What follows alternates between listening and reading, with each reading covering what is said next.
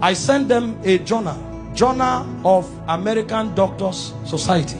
They did an investigation on the physical death of Jesus, and the conclusions they came out with. These are not Christians, these are scholars. They decided to study the physical death of Jesus. What they came up with, I only came with the pictures to show you, to give you an idea.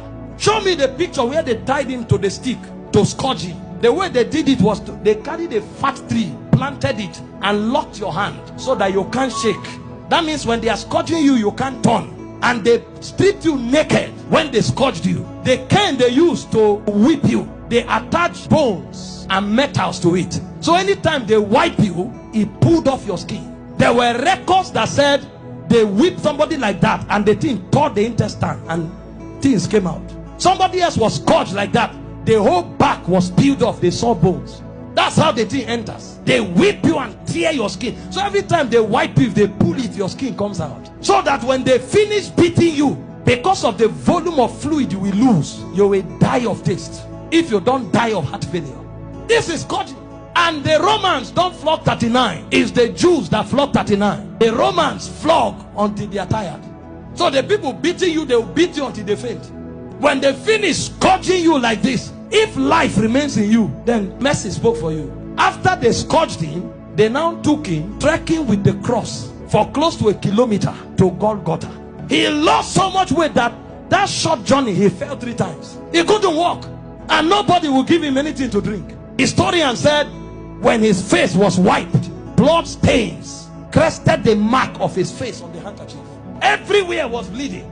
Can I show you the scripture that described this punishment? Isaiah 52 verse 14. When they finished beating Jesus, that alone would have been enough. See the way Isaiah 52 verse 14 described him after he was scourged. It said, just as many were appalled. You know the word appalled? The highest level irritation. When you saw him, you are like, what is this? You couldn't describe it. It said many were appalled at the sight of him. For so mad, you know the word mad? Disfigured. So disfigured was his appearance, like an object of horror. When he came out of the scourging, if you saw him, you thought he was an object of horror. And he said he no longer looked like a man. They literally disfigured him, and they didn't stop there. They now gave him the cross, carried it, and went to Golgotha. Then they began crucifixion. In crucifixion, they nail you at your wrist, because the idea was for you to hang there until you suffocate. You know, the word excruciating didn't exist until the Romans started crucifying people, because the word excruciating comes from the word cruciating, and the word cruciate comes from crucifix. So it's excruciating is actually a pain you feel when you are crucified, because there's no pain in that class. When a man is crucified, his whole weight hangs on his wrist, and the only support he has are the nails on his toes. And when they crucify you, you saw a picture of Mel Gibson where you were straight. You can't be straight when they crucify you, because your back, there's no space to stand straight. You have to turn sideways to hang, because this is how you hang. Your weight actually hangs on your wrist. If you are tired and you want to gain small balance, you now push it on your toe that is on the nail.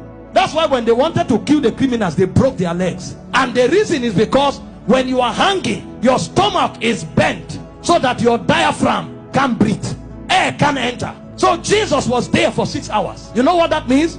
For 6 hours, every time he breathed, he had to pull himself up.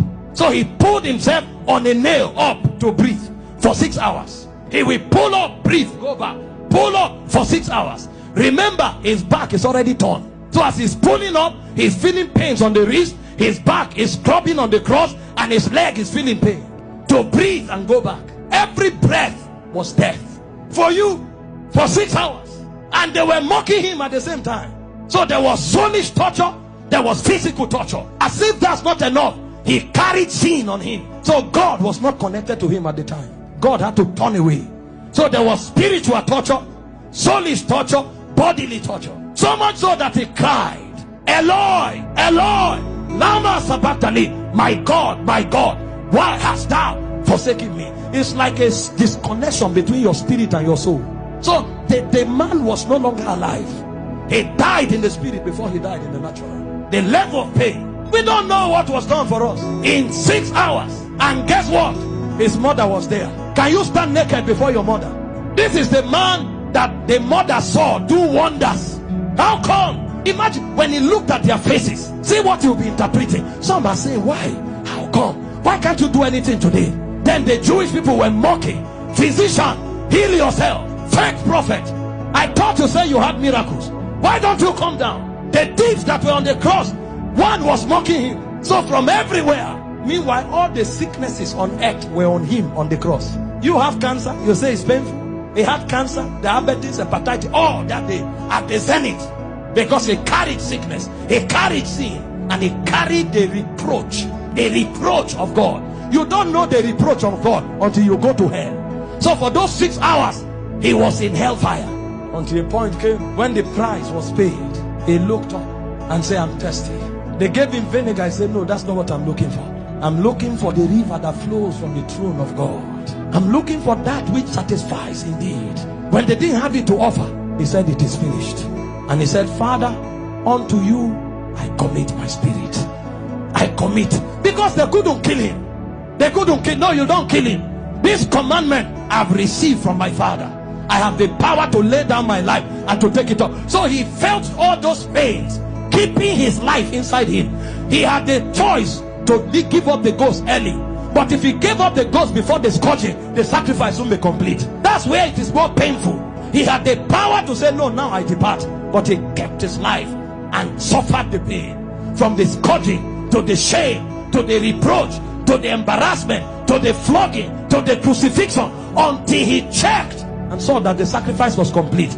Because he had the choice of letting you go to hell or of keeping you while he stays in hell. He chose to stay in hell.